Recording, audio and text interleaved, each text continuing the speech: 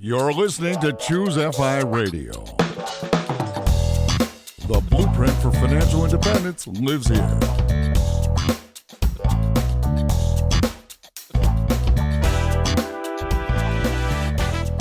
If you're looking to unlock the secrets to financial independence and early retirement, you're in the right place. Stay tuned and join a community of like-minded people who are getting off the hamster wheel and taking control of their lives in the pursuit of financial independence. ChooseFI, your home for financial independence online.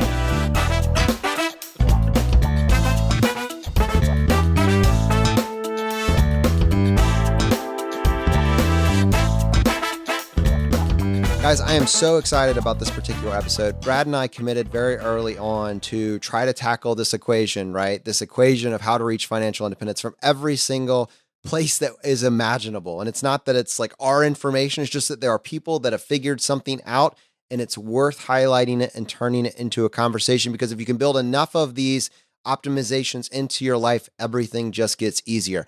And when we look at what are people struggling with, what are the hurdles that are preventing you from reaching financial independence faster, there's a few things that pop up all the time. One of those is, how do I avoid going deeply into student loan debt? And we've tackled this a few times, but I have known, and Brad has known, that it is not the end of the conversation, that we haven't covered everything, that we're not experts on this, and there are people out there that are. How can we continue this conversation and even set a frame for this? Think about all the individuals that their LinkedIns are perfect. They've done everything right. They have all the titles and the accolades that you could imagine, but they will be paying off student loan debts until they die. That's the current frame. It doesn't have to be that way. In fact, what if you could just avoid the student loan debt altogether? We're bringing on Brian Eufinger. He has made this his purpose in life, his career in life, to help people figure out how to avoid that exact situation. And I am unbelievably excited about this episode. To help me with this, I have my co-host Brad here with me today. How you doing, buddy? Hey, Jonathan, I'm doing quite well. And yeah, I've been looking forward to this episode for quite some time. Brian was introduced to us last year, actually through Sun Wu, who's one of the admins of our ChooseFI Facebook group. And it's funny because Sun Wu is one of the people that we rely on for college hacking tips, right? With the FAFSA and such. And he said that Brian is the expert. And yet Brian is certainly a member of the FI community. He's one of the admins of our ChooseFI business owners group. He is the guy. So this is fascinating, right, Jonathan? You and I are 15, 20 years removed from the college game. And while we try to stay up on this, Brian lives and breathes this every single day. So he is the perfect person to talk to. And with that, Brian, welcome to the podcast. Thank you. I'm really excited to be here. And I think there's a lot of value that people can hopefully take from the episode. The main way that I want to approach sharing this information is really from a standpoint of gratitude. I'd like to thank my parents, because both my wife and I came from a family tree where most of the branches are educators, except for my dad, who climbed telephone poles for a living. And so they said to us, I was enamored with some of these fancy, high-priced, well-ranked schools, and they said, you find a way to pay for this, or otherwise the local you down the street is okay, because my mom would always cringe when my dad said it, but he loved saying, because I'd rather see you pick up a cigarette than pick up something you won't be able to put down in 30 years called student loans. So either find a way to get to these fancy schools that you like, or you can, the local you down the street is just okay. And so I was motivated. Now, you haven't met me in person, but if you did, you'd see that I'm not going to get any Division I scholarships. I could lose a pound or two. My wife, the 5-foot person, cannot get any volleyball scholarships. So we had to find alternative methods to some of the normal methods to get in and to also to pay for things. So we're very grateful, because my wife and I, we met in college at Washington University in St. Louis. Hopefully no one talks about SAT and ACT scores and things on first dates. So we didn't know, we didn't know until a year and a half into dating that we had creepily similar life stories where, in my case, my mom was a high school English teacher, her mom was a preschool teacher, et cetera. But we both had marching orders from our parents, find a way to pay for this stuff. And we're very grateful because we paid for WashU top to bottom, room, board, tuition, everything via these tests. And to your point about LinkedIn, I have plenty of friends who, by all appearances, their public LinkedIn profile, they look like they have literally hit the life lottery and done everything right. But then when we're at a 4th of July barbecue, they'll share some things like, whoa, you have how much in debt still from your MBA program or this or that? And so my gratitude only grows by the day. And it's really neat that in our daily work, my wife and I get to work with about 1,000 kids a year to either do one of two things, either get into better schools or get money at the same level of schools, or both, because everyone likes at least one of those things. And that's really our goal with our company. Now, one important thing to say off the bat is, if you read some of the scammy stuff that is online, they'll make it seem like there's all these billions of dollars of unclaimed scholarship. There's some, but the number one fact that I want to put out there before we even get into the weeds is most of the merit aid that you will ever get will come from the institution itself. That said, it's very hard to get a full ride from these places. So using myself as a case study, I got meaningful aid from WashU. It was about 2/3 of the overall cost. And then I had a patchwork quilt of some Eagle Scout scholarships, a scholarship for Missouri residents called Bright Flight, Southwestern Bell, because my dad worked there. They have a employee scholarship program, Robert Byrd scholarship. I had to take the 2/3 and fill the gap via resident advisor and some other scholarship things. So there's rarely a silver bullet, but if you throw a lot of Hail Marys out there and you can get yourself from a GPA standpoint and resume standpoint in a place where you can compete, then hopefully some of those can pop. And even if you don't get fully the way there of paying for things, most people will be pretty surprised what they can do if they start with a long enough runway and look at it strategically. So, Brian, you mentioned that you were kind of locked in at a very early age on these ultra elite colleges. And I'm wondering where that came from. Was this your own internal pressure? Was it something with your high school? And does this entire plan, so we're talking obviously about really optimizing SAT and ACT scores and GPAs. Is this really focused on the top 50 or so schools? Or is this something that's broadly applicable to anyone across the academic spectrum? Sure. I mean, I'm really glad you asked that. So here's the thing. So yes, in my case, I was targeting schools that were on the U.S. News, top 50 list, the usual suspects. However, depending on someone's exact school list and their stats and their GPAs and their goals and what they want to major in, everyone given a certain list of schools can benefit from this. For example, in Georgia, we have the Hope Scholarship, which when I first got to Georgia, my first student said, yeah, as long as I get a 3.0 and do this and that, I can get almost full tuition. And I just sort of smiled and let it go because clearly that can't be true. And sure enough, it is. And then Florida has a very similar program called the Bright Future Scholarship. And then places like Auburn have published minimums where if you have a GPA of this and a test score of this, no questions asked, here is X $1,000 per year renewable, et cetera. So if you do the research, whether your GPA can get you into the top schools or the middle level schools or the lower level schools, you can still save yourself money depending on your exact stats. So it's relevant to everybody. Now, I will put one plug in there because the top of the range can be a little unpredictable because there's so many people applying to them. It's amazing how with the same FAFSA and CSS profile numbers, the financial aid numbers that you submit to colleges. So my wife got into Stanford. I got into Cornell and Georgetown. They offered almost $0 in aid. And then WashU was like, hey, how about everything? And I was like, I can do that. And Emory offered a medium amount. So it's amazing to me that, and I hate to make the vicious cycle worse because people are applying to more schools than ever, but selfishly, I knew I was going to get into most of the colleges I applied to, but I had learned from friends who were 1 or 2 years older than me how fickle the process can be. So I often tell parents the worst couple dollars they can save is applying to one fewer school than they were considering, because it's amazing to me the diversity of aid and merit aid and just overall aid that can be offered with the seemingly same set of numbers. It makes no sense. So that's a good extra couple bucks to spend. Yeah, and it really is that fickle. Like it's just completely arbitrary. So well, at the top is, and it's not personal. If you look at a school like WashU, I don't have the exact stats, but do they have that many more students per year than they did during the Civil War? Not that many. But now, you have people applying from India and China who has a middle class now. You have people that can go click, click, click on the Common App and apply to schools very easily. So just the raw number of applicants it really isn't personal. They have, this many spots for guys, this many spots for girls, 15% might be siphoned off for international, 10% might be earmarked for athletes or large donors. It's not personal. It really is a numbers game. Obviously, if you are the only applicant from Wyoming, then life is good. And you can probably get away with some stats that are inferior to if you're applying from, Westchester County or something up in New York. It behooves people to consider applying to 1 or 2 more schools than they think if they are strategically merit aid shopping. If money is no object, it's less of an issue, but I'm surprised at the difference in aid packages. I'm usually not surprised by who gets in where, but I am surprised at the difference in what aid can be offered for the same set of stats at a relatively peer set of schools. So Brian, since you have started talking, I have had a smile on my face and it just keeps getting bigger because this is how things work behind the scenes. None of us really know, right? It's this arbitrary machine, but because of your work with your company, Edison Prep, which we'll come back to in a second, because of the 40,000 plus hours that you've put in, because of the 13,000 plus students that you've helped over this period of time, you actually know exactly how it works down to the minutia. And individually, myself and Brad will benefit from this. Our community will benefit from this. I mean, Brad has a daughter that's going to be in middle school, and at some point she start in prepping. And I'm curious, you kind of talked about this frame before. This is what I did, and it worked. But that's like 1999, man. And I get that the template is probably somewhat similar, but this is 2019. This is 20 years later. What does it look like for Anna? And what does it look like for her parents? When should people start tackling this journey, this problem? Like, help us build a framework for this in present day.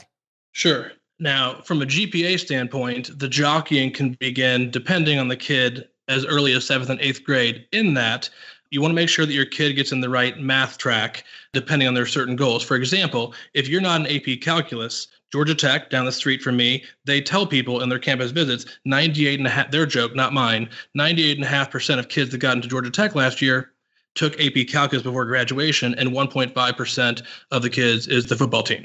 That's their joke. So if you, by no means, like it's middle school, my kid's riding her bike, you're not thinking about, well, when I'm offered the higher math track, depending what you want to major in, it might not matter. Take the lower one, take the higher one, but you want to watch what track you're putting yourself on in 7th and 8th grade to make sure, especially math. Math is the tail that wags the dog for a lot of kids, but also many school districts, they set their own policy. If you take higher level math classes in 7th and 8th grade, or the introductory foreign language classes at some schools, not all schools, they will include those on the high school transcript, and it will actually count towards your applying to college GPA, even though you might have taken it in 8th grade. So if a kid takes a pretty laissez-faire approach to it, gets an oops in 8th grade, thinking it doesn't count yet, that can actually harm them come application time. And again, it differs at every single school. Now, that's important from a GPA standpoint. The first day of high school for most kids is when you have to start caring about the GPA, because your GPA is and should be the number one most important factor that they use in the admissions process. Your GPA / did you challenge yourself with hard classes? On the other hand, people should not begin studying for the SAT in 9th grade. My wife and I, all the time, we get phone calls that say, my 4th grader from Johns Creek Elementary, click. My 3rd grader, my embryo, click. And it's just amazing to me. I heard what you did there. Yeah. And it's just click, click, click. So we actively turn that down because there's a time and a place for everything. And the real issue is, ethically, we are forced to turn down over the years tens of thousands of dollars of clients, because when we're doing the intake form, we found out, oh, wow, you were so focused on trying to do SAT, ACT stuff freshman or sophomore year, or just other things, that you crippled your GPA such that even if I did help you get a perfect score, that GPA that's real rough, it wouldn't matter. And so parents keeping their eye on the prize. Freshman, sophomore year, you should do two things. Get as stratospherically high of a GPA in challenging classes as possible, and get involved in a few activities that you love, that you aren't doing for college reasons, that you're passionate about, that you enjoy doing. So, depth over breadth. The kid that does 1 year of 15 different activities looks different than the kid who really enjoys and does, for the longitudinal standpoint, a much smaller number of things. So for the purpose of your middle schooler, just talking with people who are a couple years older than you in your school district and learning the lessons from them, the pitfalls that they might have seen about everything from which classes to take to get on the right path, to even sometimes, depending if you want to be that mom that jockeys to avoid, Mr. Jenkins, the history teacher that loves to give everyone C minuses. That's a valid strategy as well, since GPA is so important. But 80% of the admissions equation at most schools are the big five numbers. And the big five numbers is your GPA, the number of AP or IB classes that you take at your school for graduation, your SAT and or your ACT. So those five numbers, if those aren't solid, it's harder for admissions offices to then go look at your essay and your extracurriculars. You need to be good enough in the ballpark on those to get the rest of your application read and taken seriously. Well, so they're basically using that as the gatekeeper. So those big five numbers, that makes sense. And you're describing a stratospherically high GPA. For those of us that have been out of high school for a number of years, what are we talking about in terms of, is this a 4.0? Is this? I was thinking the exact same thing. Like the two of us on this call are very interesting. Like I'm the chronic 3.5 student that like struggled to like maintain that and average SAT scores. You on the other hand, Brad, I don't know, but probably the 4.0 across the board and like crush the SATs at every level. So it's kind of interesting, like the different strategies and tactics that are available for those two different people. Because I know, the two, which one I identify with and which, levers I'm going to be leaning on, for myself, essentially, if I were putting myself back in that situation. Sure. The number one thing, there's two things that are way different than 1999, which is when I was applying to college. There's something called the Common Application and more recently the Coalition Application that, for better or for worse, like when I was in high school, you had to want it. I went to Kinko's and I used an electronic typewriter, so I made it look really good and fed it through the sheet-fed electronic typewriter. You had to really care about a school to do it. Now, for better or for worse, if you have mom's credit card, it's just clickety, click, click, click, and I applied to more schools than maybe I should have. People don't have to take it as seriously. So what that's done is it makes it harder for colleges to know, does this kid really want to come here, or are they just hedging their bets, or did mom want them to apply just because? So that has added a lot of gray area to the process, for better or for worse. And they don't have 10 times as many admissions officers in these offices. They don't have that kind of budget. So they have to do what they can to streamline things in a world where, since I got to Atlanta about a dozen years ago, Georgia Tech, for example, which is down the street from us, has over 300% as many applications, partially because of the Common App, but partially, it's a really great school and people want to go there. But 300%, they don't have 300% as many staff. So that's why having your first pass at your numbers being respectable enough to look at it. Now, when it comes to grade inflation, that's the number one thing. Your GPA is the number one factor and should be for college. Grade inflation these days is running rampant. So getting an absolutely great GPA is more important than ever, because there's no cap on how many A's a school can give out, for better or for worse. If you look at the ACT, for example, in 1980 versus 1990 versus today, a 30 on the ACT is about the top 6.5%, 7%, the end. It's pretty static. It's a pretty fixed curve, a little bit of variation, but not much. So you can rely that it's a fixed amount. Whereas GPA, schools are now weighting honors classes, AP classes, IB classes, honors classes, such that an A can sometimes count for 4.5 or a 5.0 if you get an A in an honors or an AP class. Or other schools that are on the 100-point GPA scale might add 5 points for an honors class and 10 extra points to your grade for an AP class, so you could get a theoretical 110%. So what that's done on net is the maximum GPA is no longer 4.0 and hasn't been for a while.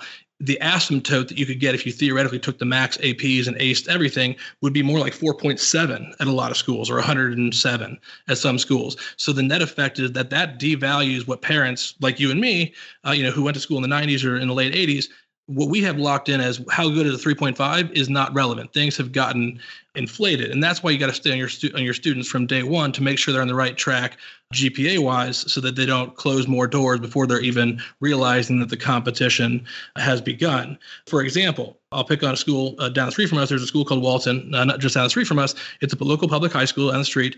If a kid, listeners won't believe this, but if a kid at Walton has a GPA of 4.25, 4.25 sounds great. It's not even in the top 10%. And over 40% of students in the student body have over a 3.7. If you have a 3.5, you are in the bottom half. What? I can give you this. I can give you the screenshot for the show notes. It's wild. And another, just to not show I'm not cherry picking, another school that's just down the street from Walton, they're on the 100-point GPA scale. And if you look at their weighted GPAs, if you have an 88%, you're in the bottom 1/4 of the entire student body. How's that a thing? 88 is a B plus. It sounds pretty normal.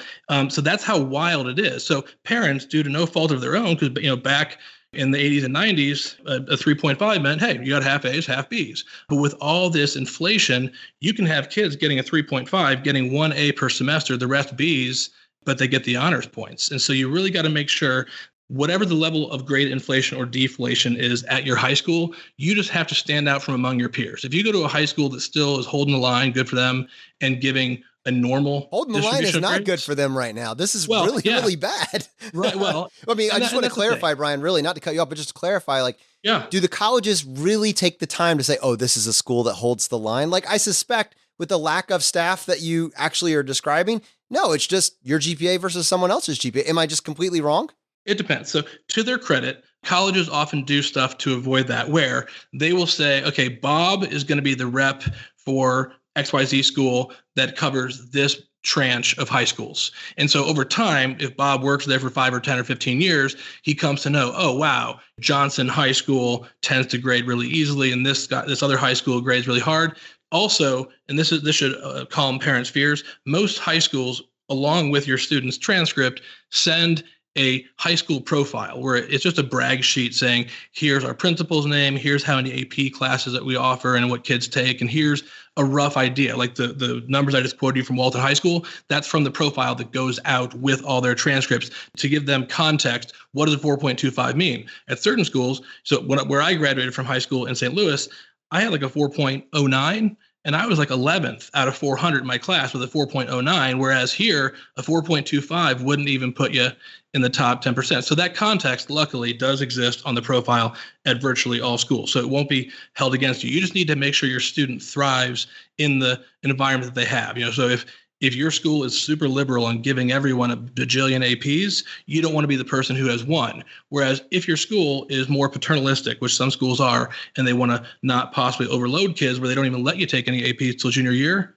the colleges will understand because, oh, wow, from Johnson High School, we've never seen a single kid with an AP prior to junior year, and they'll understand that context. But the most important case study isn't the Walton or the other school I mentioned. So University of Georgia is a big school. It's a big reason for our company's existence is people that are trying to get into University of Georgia because of the very generous Hope Scholarship that the state founded about 20-something years ago. So at UGA, I can put this in the show notes too. Last year at UGA, if you take all the kids that got into UGA for all the rounds, 88% of all high school semester grades earned were A's.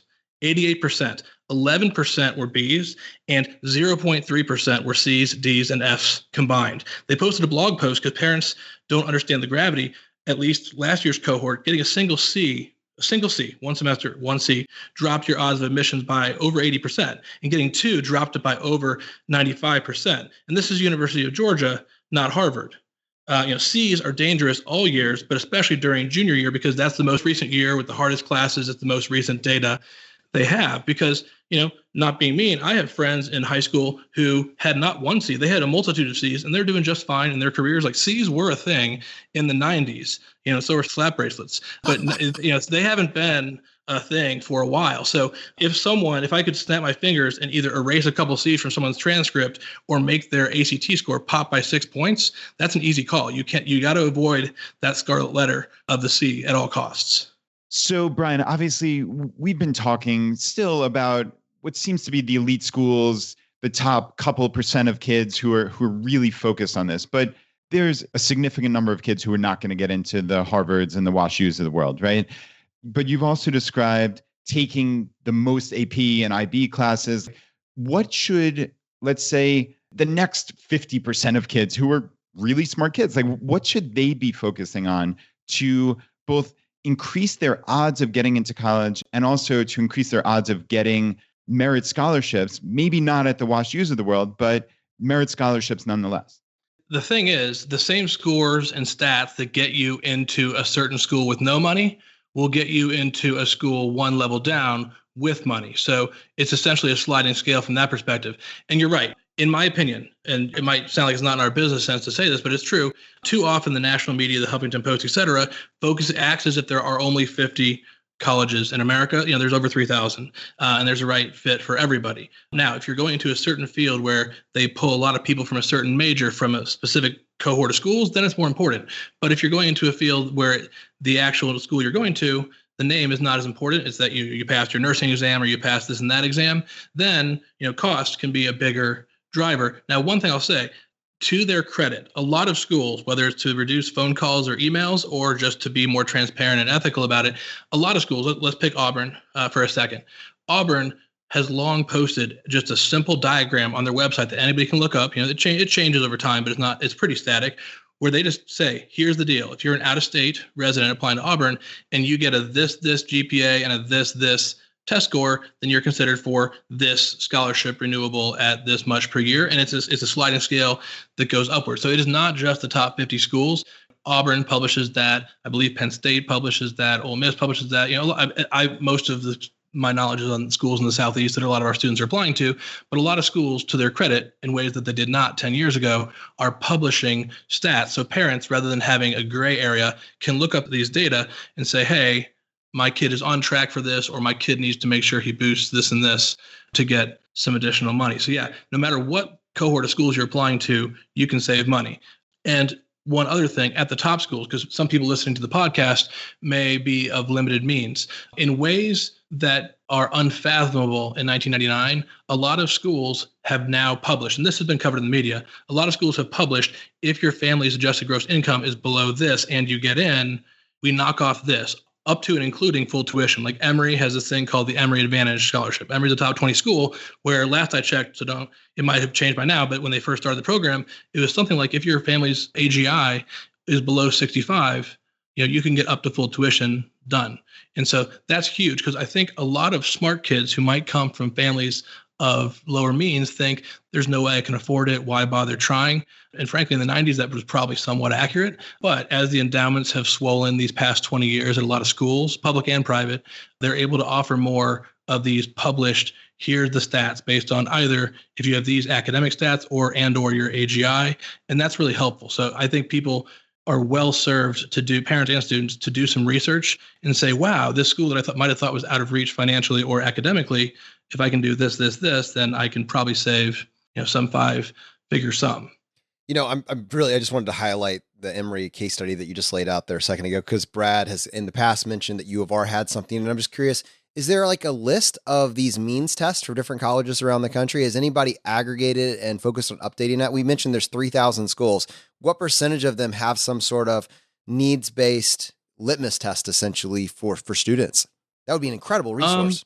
Right. So I have a network. I can ping them and get an answer for you that pretty fast, probably in the time it takes you to edit the podcast, and we could put that into the show notes. But there's a couple really good resources where they sort of are a clearinghouse of that kind of information that I could ping them. That's easy to do. Awesome. But it's certainly not all 3,000, but it's in the hundreds for sure. Hundreds of schools that are very transparent and publish things like that. Because it simplifies things, right? If that's on the radar, then essentially all this other stuff just becomes, how do I get into the school? And that's a much simpler calculation.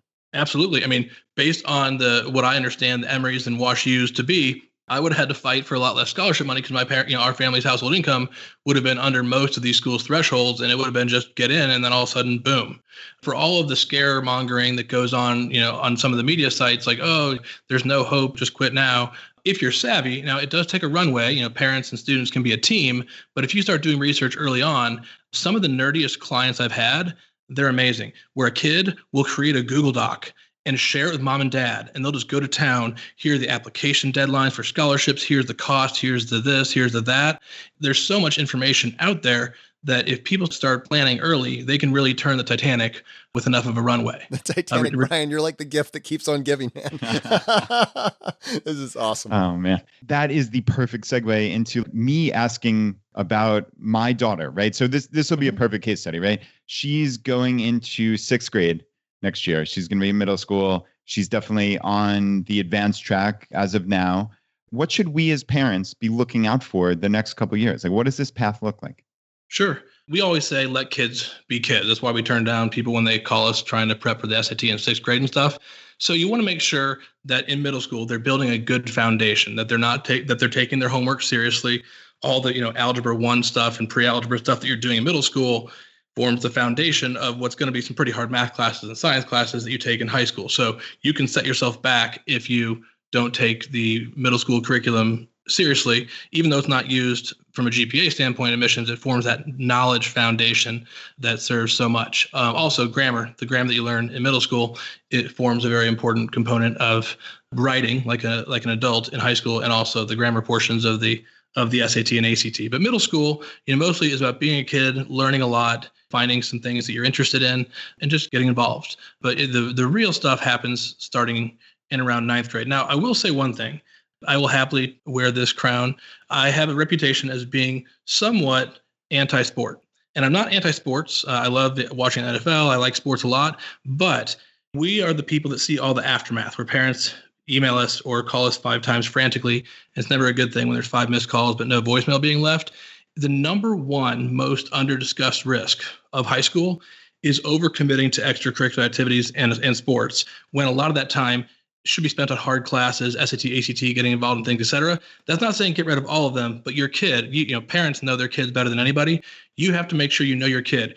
Are they the kind of person who just is that relatively rare species who can play 3 varsity sports and this and survive on 4 hours of sleep a night and still get a great GPA? They exist. We tutor some of those kids. But if you combine every single risk factor on all 13,000 plus students we've seen, and you add them up, it still is not as large as the person who they often just say very transparently to us, man, I really should have done 1 or 2 fewer sports junior year because I went from taking just 1 AP class sophomore year to 4 junior year while trying to play 3 varsity sports. And man, I got some C's, my GPA did this. And man, the regret we hear is heartbreaking. I'm not a super sappy person, but when you hear it, my favorite quote that's on our parent meeting deck when we do parent meetings in Atlanta is actually from the director of UGA admissions. And the quote is, when parents or students say that their kid's schedule is already so busy with other activities that it is tough to handle challenging courses, instead of dropping rigorous courses, maybe an activity could be dropped. That is straight from the horse's mouth, and every single admissions officer at every college in America would stand up, standing ovation and clapping, say, I wish this were printed on billboards along the highway. That's a more formal thing. We often make the joke with students, and this is just math. There's only so many hours in the day. Warren Buffett has the same number of hours in a day as a homeless person does. We make the joke that if a student chose to, they could opt out of that one sport junior year for just 1 season. And with those same 300 hours that they'd be doing that one sport, how about we trade? Here's our trade. How about you spend 100 hours working on your GPA in those hard junior year classes? You spend 100 hours working on SAT and ACT practice, and 100 hours either playing Fortnite or sleeping. When we offer a kid that deal, they don't always take it, but they realize, wow, am I with 300 hours that I'm spending, that how many hours a week, 20 plus hours a week, am I really a student athlete or am I an athlete student? Because sometimes it gets blurry. So in the end, extracurriculars are just that, extra. The definition's right there in the word, above and beyond, superfluous, above the core. So the curricular is the core. That's your schoolwork. The extracurricular is sort of the icing on the cake and the garnish on the dinner plate, so to speak. Now, to be clear, if a student is being recruited, forget everything I just said, because do we have a kid who got to go to Stanford and play football with 21? Go him. Like, there are exceptions. If your kid is being recruited, take a lot of this with a pillar of salt. But 99.9% of people don't play sports in college. They aren't being recruited because the standards are obviously very, very lax by comparison, luckily for those kids. But what we tell kids is, if you start getting underwater with hard classes as you get older in high school, say you're playing 3 sports. We have a lot of students who do. Which 1 or 2 are you the most passionate about or the best at? One of our favorite students of all time, 13,000 students. He's easily one of our most memorable 3. He's the kid like Rudy who you want to root for. He's one of our pro bono scholarship students that we have. And he goes to a high school that's not so rigorous, doesn't have the most resources, et cetera. And he had one of the lowest ACT scores of anybody we've ever tutored. He came up at the first day of the boot camp, the first break, he said, am I screwed? I don't have that good of a poker face. He showed me his existing real scores from the test he had taken a month or 2 back, and wow, it was low. And so I asked the question, I said, are you a 3-sport athlete? And I braced for impact because the answer is always yes. And so he said, yes. I said, were you a 3-sport athlete? And he goes, done. And the most mature male student I tutored in a multi-year period was that, because he understood exactly what deep water he was in. His grades were okay, but his score, it was a bottom 4%. It was a bottom 4% ACT score. And there's certain schools where they say, if you have below this GPA or below this test score, you're not allowed to apply. So that's real important knowledge. So the compromise, because I'm not an evil person, I didn't say go quit all 3 sports. He did it himself. He said, you know what? I am one of the best swimmers in Murray County, Georgia. And I might be recruited, I might not, but I love it. I really just do cross country and track in order to do good conditioning. I can quit those 2 and work on my grades, my ACT and SAT then. Is that okay? Will I still be okay? And he went from no chance of college to a very good chance of college with that maturity and that how he was looking at the thing. So he still swam. He loved it. Good for him. He should not have quit swimming. But it's about moderation, finding the moderation of the activity so you're not overcommitting yourself and hurting yourself on the grades and test scores front. So, Brian, that's interesting. Speaking of swimming, so my daughter, Anna, again. Brad, You're being very selfish with this episode. Yeah, I can't help myself. I know. But I mean, she's in 5th grade right now. Long way to go before college or anything like this. But she's really an excellent swimmer. And clearly, we're not naive at all about how difficult it will be to get a college scholarship. I don't know, Brad. You guys do a lot of frolicking in the summer in that pool, man. I mean, I think she keeps getting better each year. Yeah, well, I mean, that's true. And, I never want to talk up my kids or my family, but right now she's one of, I don't know, let's say the top 20 or so swimmers in Virginia for her age. So she's really, really good and she gets better all the time. So is it impossible? No, it's not impossible, but believe me, I know how difficult it is. Let's just say, putting the scholarship aside for a minute, Brian, will this help her get into college? If someone's on that track, is it worth it to pursue this as part of the overall resume? So just in the very specific sense of getting into college, obviously putting aside whether it's worth it for life. I mean, she loves swimming. We're not going to stop swimming regardless of what your answer is. But for someone at that level, is it worth it just from the college admissions perspective? Right. So there's a lot of colleges and there's a lot of people that need to fill those teams. So top 20 in a state is very good and probably would be something that if she stays at that level of competitiveness, it's worth continuing. The other thing that's interesting, so there's 2 types of schools that are not talked about. The difference between is not understood fully by a lot of people. There's Division I schools and Division III schools from a sports standpoint. Division I can give out money for athletics. Division III is not supposed to. Now, I'm not going to out these people, but have I been shown plenty of emails on students' phones where coach from a Division III school sent an email he probably shouldn't have sent that more or less said, hey, Mr. Golfer who's being recruited by this Division III can't give out athletic money. If you can find yourself 2 more points, I can probably find you, air quotes, X $1,000 in academic merit money. So that's just good to know because some athletes write off Division III schools entirely because, oh, well, they're Division III, they can't give money. So what if your daughter is a great student who happens to also be a great swimmer, is not an either or prospect? You'll never hurt yourself by making sure that your academic stats are on point. And then it's just gravy if you end up being a really excellent athlete as well. So I get literally 20, 30 of those students who are given a blunt target where if you get this, we're good. We're good means you are in a school that you otherwise would not really have as much of a shot at. Brian, I can't tell you how much I appreciate how thorough you're being on this episode. It's just unbelievable. And I'm thinking about, honestly, I'm trying to cram every single question that I've seen, every single personal question and question that's kind of been in the periphery. And I'm thinking about, we just actually did this, episode 110, Rocky Lalvani. In his case, he says, look, I told my daughter, if you're going to go to college, I'm going to figure it out. And in his case, his net worth is actually pretty decent. And so she goes to these colleges that we're describing, and they look at it on a needs base and say, you have no need. And to which she would respond to that, well, yeah, my dad has money, but I don't have money and I'm the one applying. What are my options? So in Rocky's case, he was trying to help her grapple with that and kind of had a little bit of a reality check with some of the struggles they faced. What additional information could we provide them on what her strategy would be if she were doing it over again? Right. So there's merit aid and then there's financial aid.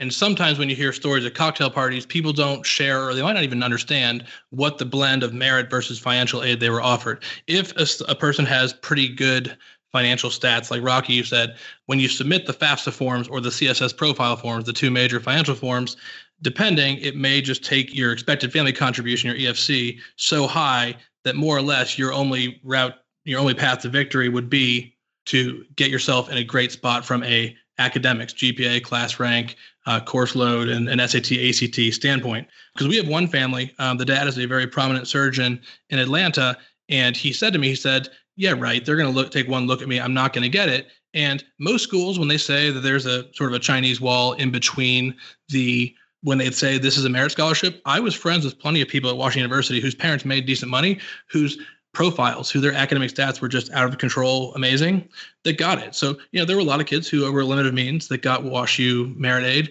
but there were also people in their program like the Danforth Scholars and some of the ones at my alma mater where, when they say that, I believe most schools, when they do say this is our merit aid competition, whether it be the Belk Scholarship or the Robertson Scholarship or the Stamp Scholarship, all these different named scholarships that exist in a lot of these schools, I do believe them.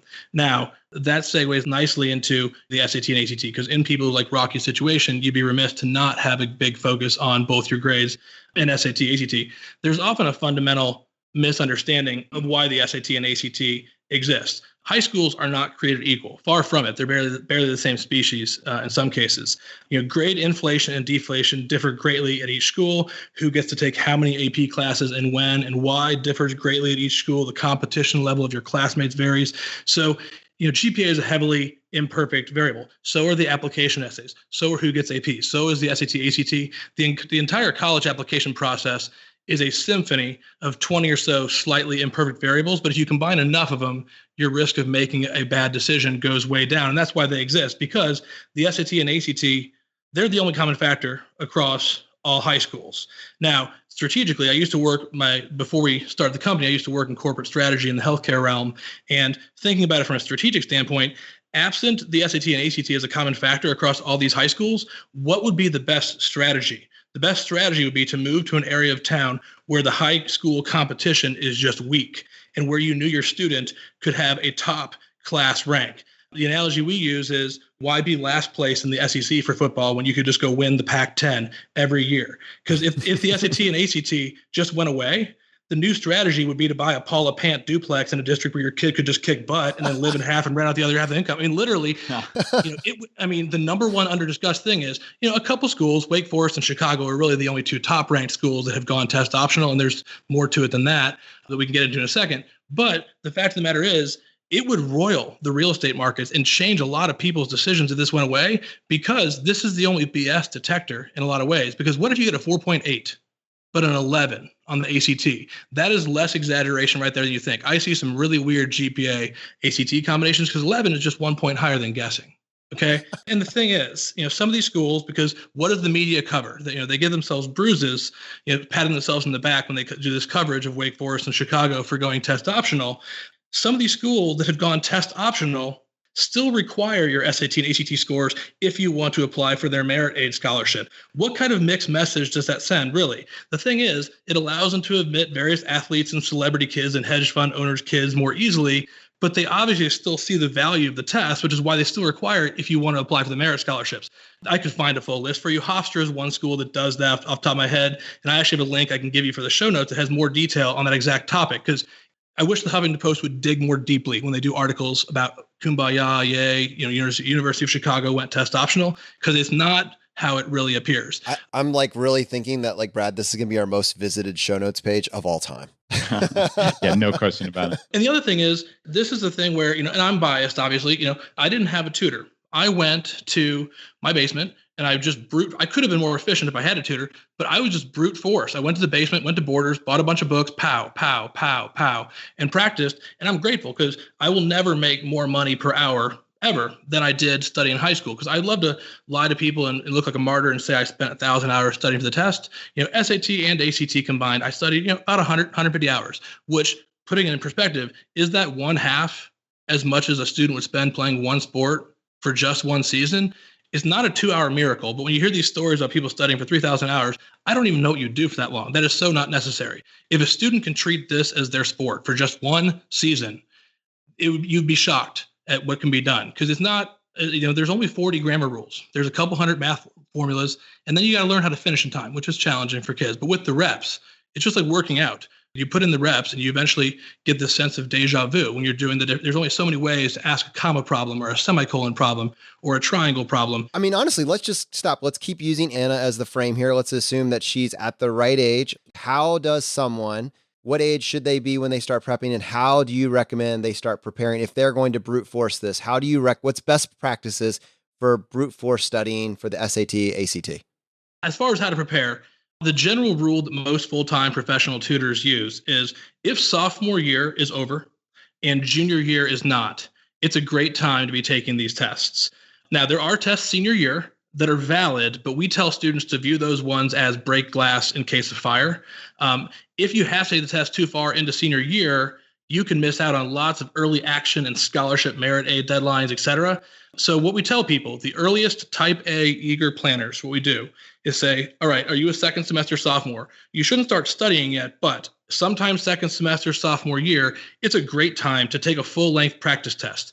Not the real test, but a full-length practice test. They're printable online. Most cities have a tutoring organization that offers them. The key question you have to ask is this a real released test, not one that a tutoring company wrote themselves to try and scare parents. You have to ask, is it a real national release test? That's a key question, because that way you can find out which one you're stronger on. Because if you're way stronger on SAT, then you can know that and start planning. Because all these people with the best of intentions, I'm totally going to do that, then they don't. And then summer camp happens. And then football camp or marching band camp happens. And all of a sudden they're a second semester junior and they haven't even started. So the best thing that someone can do to put themselves in the driver's seat is to take a full-length mock of both sophomore year. And I actually have a blog post that I can share with you in the show notes.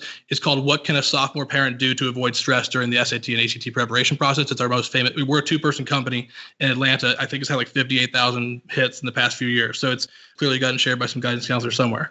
The other thing is you want to treat it, once Anna starts practicing, you want to treat it like a class at school, because the SAT, ACT, whichever one you submit, is given the same weight as several semesters worth of semester grades. So if you only treat it like one semester or one class, that's honestly inadequate from a logic standpoint. It can be worth, the same as a couple semesters worth of your GPA. So you want to treat it with that amount of reverence. This like hurts me to hear, like just to set the frame on this. I got an average SAT, ACT score. I never took a practice test. I think I spent a cumulative about 5 hours looking at one. And to be honest with you, even into my early 20s, I didn't understand that other people were actively doing this. Like somewhere along the way, nobody told me that this was important. Well, it's funny. It's funny you say that. So don't kick yourself too hard. As far as keeping up with the Joneses, it is wild, because I went to a pretty competitive public high school in St. Louis. My parents' philosophy was, let's buy one of the more humble houses in one of the best public school districts we can, because school matters. Here's what happened. In my high school, maybe only a third of the kids in my high school graduating class at a competitive public high school spent more than 5 or 6 hours studying for the test total. So if you went to high school in the 90s, which I think you did, then you were 100% normal in that. But here's the difference. Now, keeping up with the Joneses, there are a lot of hardcore kids in hardcore areas of the country who are practicing so much more than they did 20 years ago that the SAT and ACT are actually having to add additional difficult content to the tests to stratify out the tip top from the top scorers. So for a test that is air quotes supposedly not changing, why do my wife and I have to revise our book each year and dump just pages and pages of new material in there?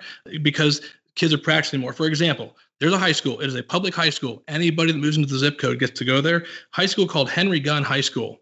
There's a public high school in Palo Alto, California. They had 18 perfect ACT scores in just that one public high school that anybody moves in. They can't select only the smart kids like a private school with admissions test. It's just anybody. 18, that's how hardcore it is in certain areas of the country. If you take all 60 public high schools in the 3 major core counties of Atlanta, they might not have the same 18 that one high school, 60 versus 1. People, depending what part of the country you're in, the usual suspects. The line that I use with our students when they don't realize how much they need to practice. So the ACT used to be more regional, and now it's almost 50-50. So what I tell our students is, for 75 years, the first 75 years, the ACT, or the South and the Midwest rather, had a good run, where we successfully hid the ACT from the Northeast. And then about 5 years ago, the Northeast discovered the ACT, and this is why we can't have nice things. Because not being mean, I'm tutoring a kid right now. He's 5'3". He plays football. He air quotes plays football. He doesn't start. Obviously, he's 5'3". His girlfriend, we tutor her too. She's taller than him. Not being mean. Should he probably do SAT, ACT, and work on his GPA, or at least do a sport where he's not going to get injured because he's 5'3", man. You have to get a grip. He could be playing Fortnite. Yeah, that's not, well, maybe not that, but that's one end of the spectrum where that person probably should be working on that. On the other hand, in New Jersey, I wrote a blog post on our website because people didn't believe me. They thought I was trying to scare people into buying tutoring. New Jersey has gone from 5 or 6 perfect scores to hundreds in just the past 5 years. We had a good run in the South where we hit it from up in New Jersey. The joke I make is, down here in Atlanta, people will do 2 tests and they'll want a cookie. In New Jersey, the joke I make is, what do they call 2 tests? They call it part of one Sunday. That's it.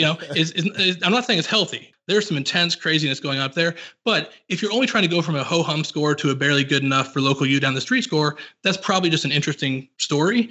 But we have a blog post, I can put that in the show notes too, where it talks about you can either adapt or whine. But adapting is a lot better because they're making the test far harder, but then they're making the curve much more generous. So if a kid applies themselves, it's a much more, in my mind, ethical framework, because one little flipped negative sign or something isn't going to kill your score in the same way it would really in 1999. So the test, they're adding more obscure, memorizable concepts that you can do for the math, for example. But when people look at those blog posts that I can share, they're like, wow, there are not literally 100 times more people in New Jersey than 10 years ago. Why are there just dozens of times more people getting these tip-top scores? So there's no place to hide, unfortunately. So there's lots of hardcore kids taking both the SAT and the ACT, and people don't realize it, especially if in their friend group, if you do 2 tests and none of your friends are doing any, well, then you feel like a rock star, but that's just not how it really is from a nationwide standpoint. So Brian, you described preparing for this, right? So sophomore year, you said it's a great time to be taking these tests just to get a sense of which one you're better at. But we're describing these 2 major tests. Like, how does a family know, should my kid take one? Should they take both? Do they need to take both? Or do I really look at, okay, which one are they better at today? There are a lot of factors in here, right? So as you get older, you'll get better at math. So your score will naturally rise a little bit on both. So we believe that as long as you are on level in math, if you're a year behind, you'll want to wait. But if you're on level or ahead in math, by second semester of sophomore year, it's enough to take a full length mock of both to get sort of the Pepsi versus Coke decision, which one you're better at. Because at a broad level, the ACT values speed. It's more straightforward, but you get much less time per question. Whereas the SAT gives you more time per question, but it's a little bit fancier. The reading level, the joke that I make is it's like the SAT reading is more like The Economist, like reading The Economist, but you get a lot of time. Whereas the ACT is more like reading Newsweek, but you don't get a lot of time. So depending on a lot of things, like your reading speed and stamina and how fast you are and different levels of rigor, most people are wired better for one or the other. Now, some guidance counselors at high schools that say take both. That's mostly a job security line that they will use because they don't want to get in trouble if a kid doesn't get in and they only took one test or the other. So I get it. They're 100%. They have a hard job. Guidance counselors nationwide, there's 500 kids for every one of them. They're overworked, underpaid, et cetera. But we always tell students, if you do the hard work of taking a full length mock of both tests, it's a lot easier to be varsity in one sport than JV in 2 because junior year is busy. Now, if you want to take both, I'm a hypocrite because, of course, did I have a 1560 in the bag in high school, but I couldn't live with myself not knowing how I might do on the ACT. So I took it, I studied and took it and got 35, which is exactly tied. So you could argue I did waste time. But if it's a student-driven decision to take both because they're, that McLovin type stereotype, okay, go for it. But otherwise, if a kid has lots of different obligations that are competing for their time, it's better to see which one you're better at and just wail away at that one over and over and get greedy on that one. I want to talk about limiting beliefs for a second. And I'm just going to look at myself like I'm not good at standardized test. Like help someone that has that frame, which is something that I've carried with me. I'm not good at standardized tests. How do you get that person to the point, to this outcome that we ideally want? So I'll tell you you're not supposed to have favorites. All teachers have favorites. So our favorite student easily, it's not even close, of all time, it was this kid. And he is kind of a, handshake, word is your bond kind of thing. He had a rough score and it was good. It was above average score, but he was talking Vanderbilt, Harvard, Michigan, other things. And that's what he wanted. He was not willing to entertain things below that. That's what he wanted. He played basketball and he committed to the coach. He was an important player on the team. He said, no, he's like, I need to honor my commitments, which mature young man, I can respect that. I said, well, then you need to get creative and find some downtime in your schedule. Figure it out because you're going to need to do, truthfully, probably 20 plus practice tests because you're starting off here and need to get here. Now, he woke up at about 5:45 in the morning instead of 6:45, and he started crushing about a third of a test each morning, Monday through Friday, because that's with basketball practice and games and other stuff. That was all he had. He worked his tail off. He is just, you almost wonder sometimes, like when he talks, he's like, this isn't a Lifetime TV movie. You realize that, right? Like he is just such a ideal human being. He worked his tail off, and he deserves 99% of the credit because he did so many tests. He got a full ride to Vanderbilt University, graduated a few years ago, and he gives me hope. He didn't have limiting belief. He's like, yep, I'm starting off low. I'll get high. Don't care. I'll put in the work. We'll do this. And the limiting belief is real because some people hear these things online that say it is physically impossible to go up after the second time you take it. That's not true. It is physically impossible to go up more than X points. That's not true. The analogy I use with dads, moms, it's really funny. Moms, when they sign up, they don't ask as hard of questions. They're like, help my daughter. Thank you. When dads sign up, they're always skeptical. They're like, this is just an IQ test. You can't move this stuff. And I'd be out of business a long time ago if that were actually a true statement. What I tell dads is some people also say that poker is luck. Then why are the same 40 people roughly at the same few final tables of the World Series of Poker in Vegas every year? There's a little bit of chance involved, speed, stamina, other stuff, but it's really just the nuts and bolts. It's the grammar rules and the math formulas and practice. Practice matters a lot. I think that's an important message. Say there's a family who's listening to this episode together as a family.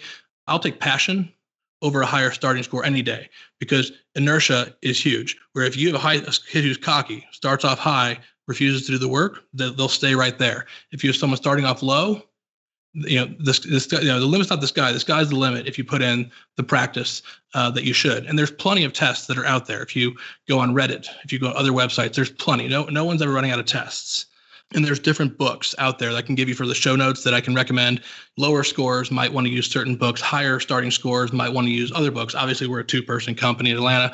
We can't tutor people in Oregon and other stuff. So I'm happy to share those because there's certain books that are the right tool for the job, depending what score bracket your kid is starting off in.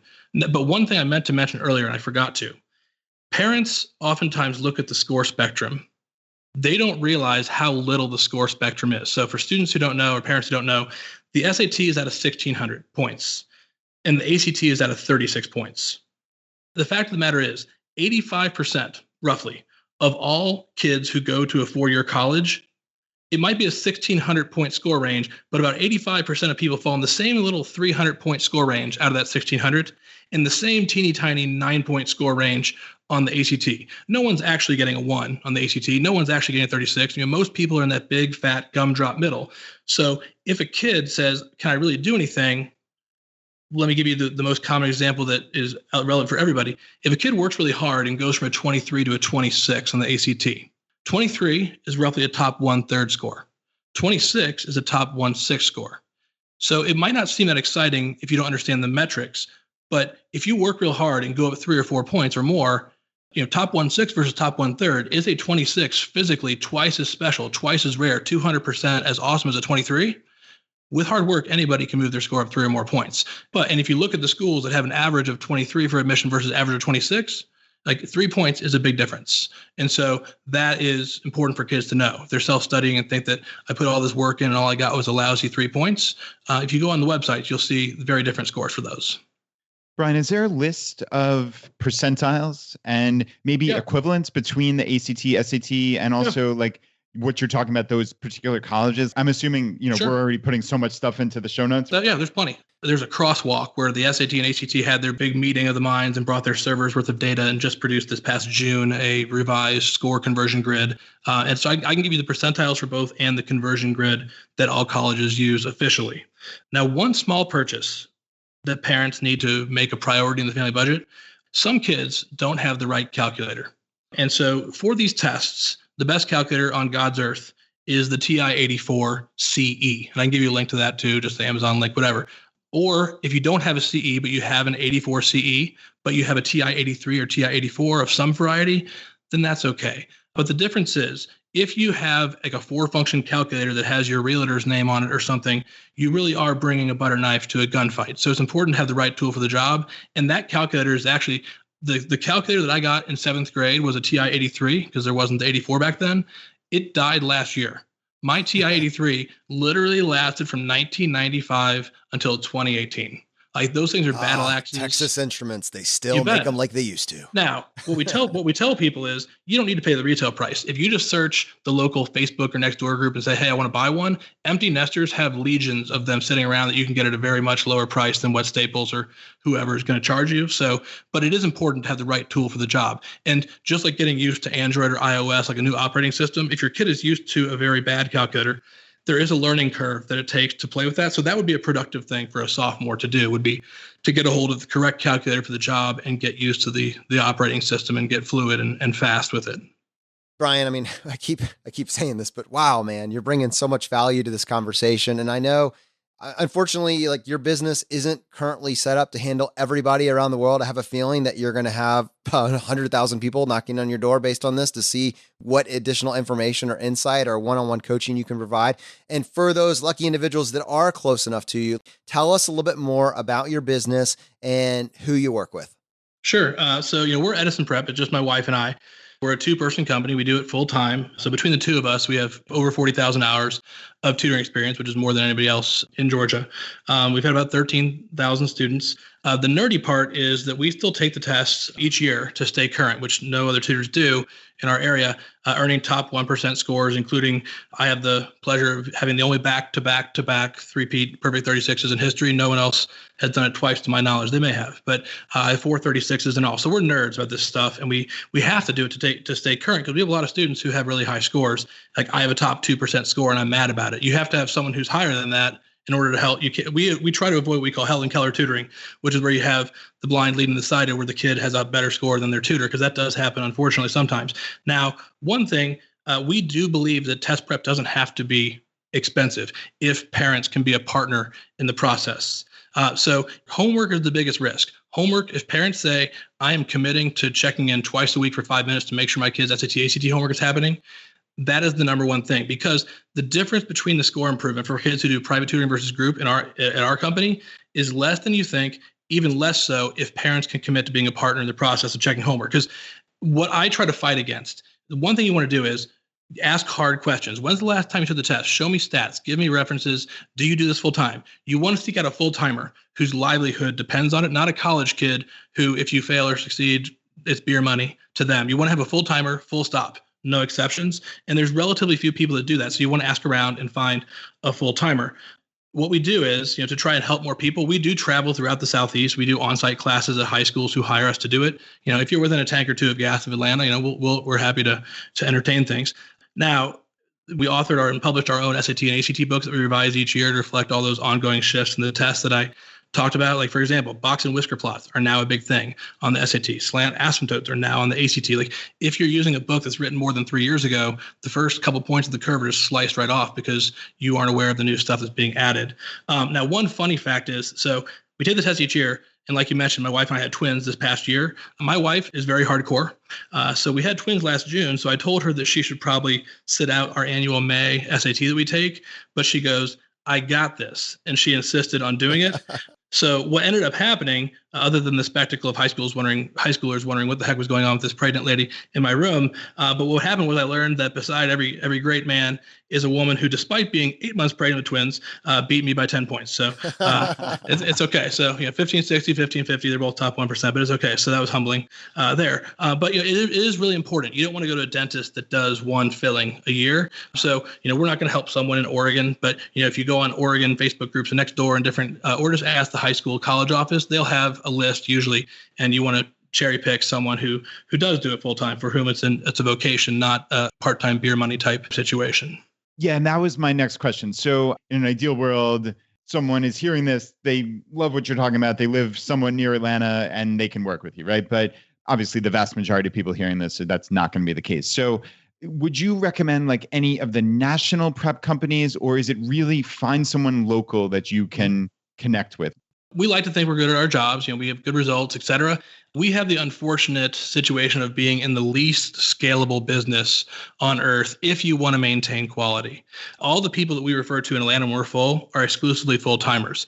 And it's just my opinion, but all the companies I know of, if the number of people in the company cannot fit on one hand, run away fast, because the big box companies, I'll leave the names out of it, but there's a big box company that operates in Atlanta where you pay as the client 7x, they pay the college kid X, and the kid might tutor 4 hours a week. The sample, not enough of a sample size to really become an expert at it. So what if instead of spending 7x with a big box national chain that's in multiple cities, don't spend 7x and then have the 1099 contractor paying both halves of Social Security and whatnot, getting X. Instead, hire a professional who, the funny part is, our rates are actually lower than the big box companies, because we don't have giant overhead and big fancy glass buildings in New York and whatnot. It really is you want to find the full-timers, small mom and pop shops, one, 2, 3 person firms. I'm sure there's going to be exceptions somewhere in America, but I'm not familiar with them. The people that we are friends with on LinkedIn, that we talk shop with and talk strategy with. I have friends in Dallas and Boston and DC and other areas of the country. So if you happen to be in one of the major metros, I probably have a name I can give you. But the key is, it is such a hard business to scale. And we want to first and foremost, make sure that we provide good value to our clients. So that's why we haven't grown, because quality control just drops through the floor. I don't think there's 50 people in the entire city of Atlanta that I would hire. I want to thank you personally for having the least scalable business in the world.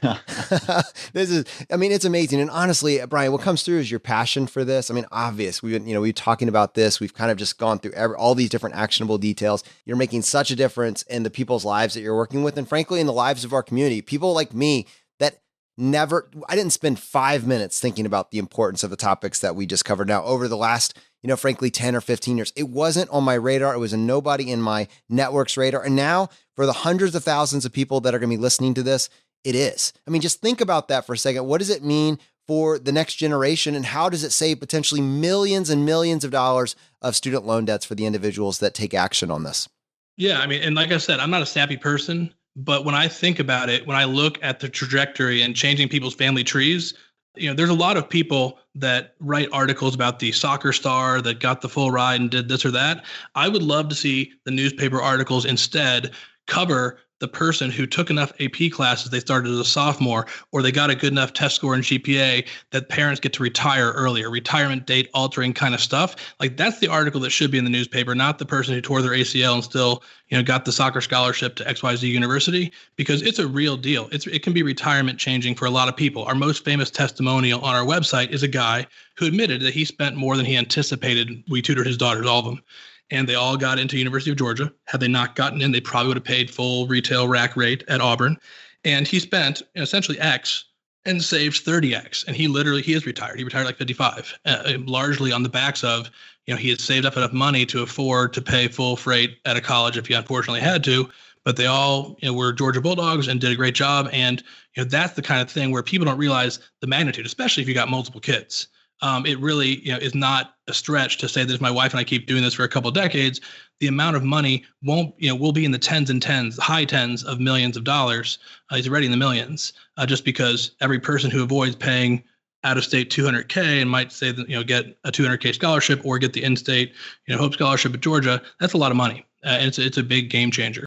Soonwoo and I have talked a lot, and he knows that I am more of a FatFi adherent, either for risk reasons or just personality reasons. But you can only cut so much. But one of the biggest cuts you can make is if you remove the entire college cost from the equation. Rinsing out your Ziploc bags and using them a second time won't get you that far. Saving $200K on college for your kids really will. Brad mentioned this at the beginning of the episode, but Sun Wu, who's written a lot about how to hack the FAFSA. Yes, he's awesome. It's an awesome content and it's accurate, but he messaged us and said, you guys have to talk to Brian. Like, you just absolutely have to bring him on. And I think for our audience, they're hearing this now and they understand the scale and the scope. This is a critical conversation. And so, Brian, on most shows, that would be the end of the episode. But on this show, we would love to give you the chance to tackle the hot seat. Are you ready for this? Yes. In a world drowning in debt and rampant consumption, trapped by the chains of lifestyle inflation, these questions highlight the secrets of those who have broken free. Welcome to the ChooseFI hot seat.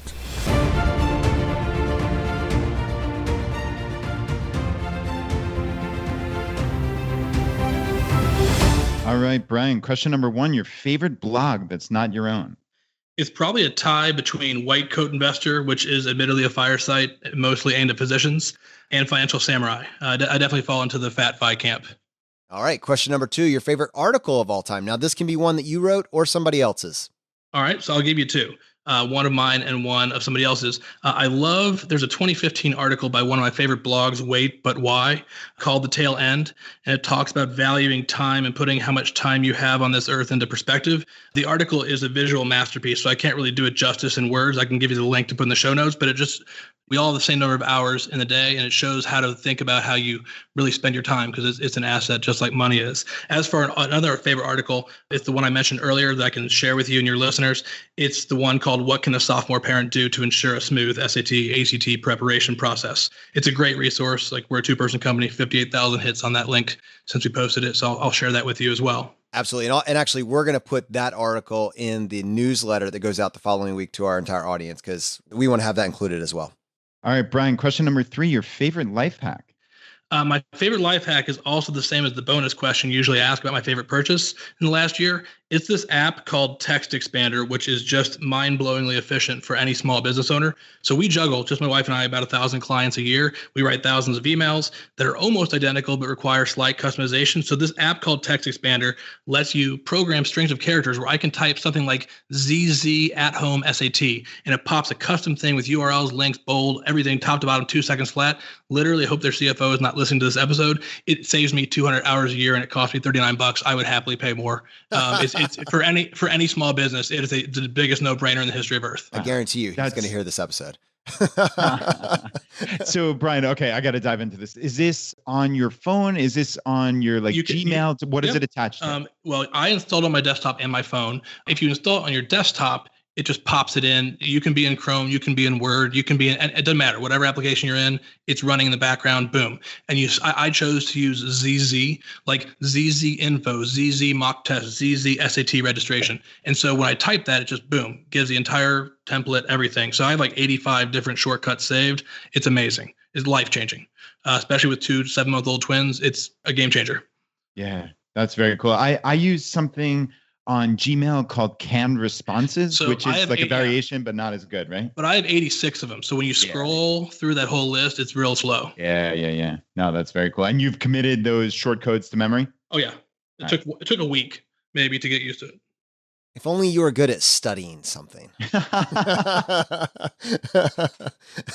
All right. Question number 4, your biggest financial mistake.